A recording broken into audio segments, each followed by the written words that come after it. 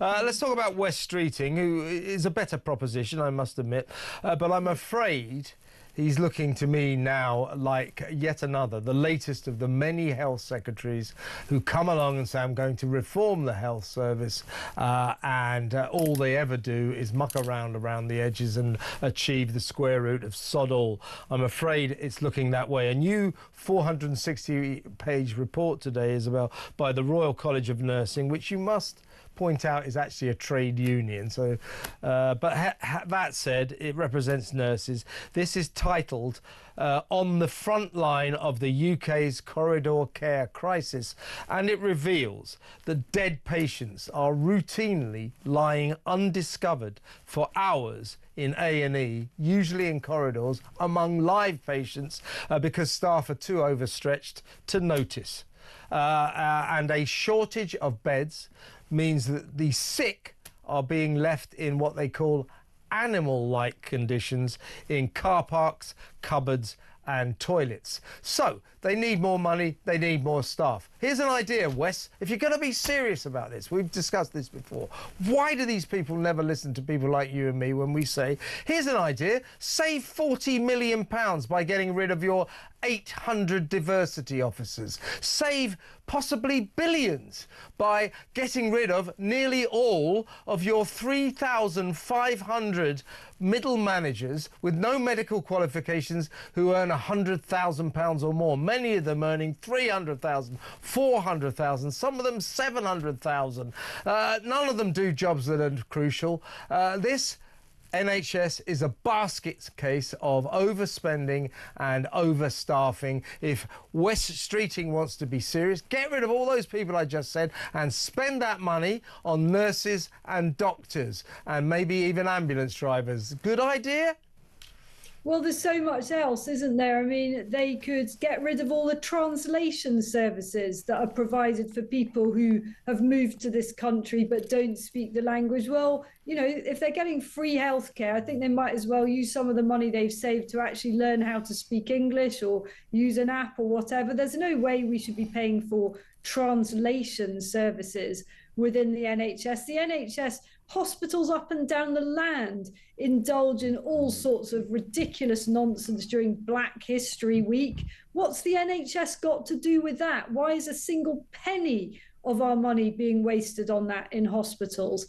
When are we going to drop the pretense that the NHS is somehow the envy of the world? It isn't the envy of the world, it is third world.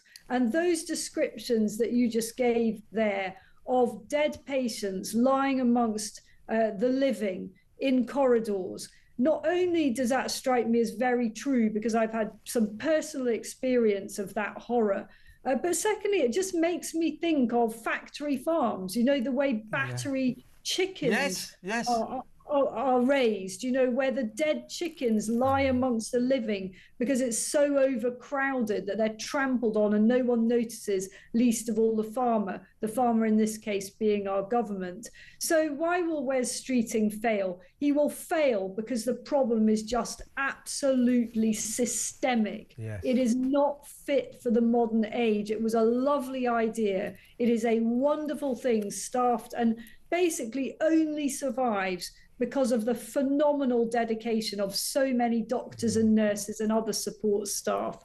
That's the only reason this thing staggers on. But it is time, I think, I'm so sorry to say this, it is time to put the NHS, or rather the people that depend on it, out of their misery. It just cannot provide reliably the quality and consistent standard of care that we are entitled to expect for the amount of tax we pay on it. It just isn't working, folks. Absolutely. And so far, what has the Labour response been to this escalating health crisis we've got? It has been the traditional Labour response. I know, let's throw some more money at it. Here's £25 billion.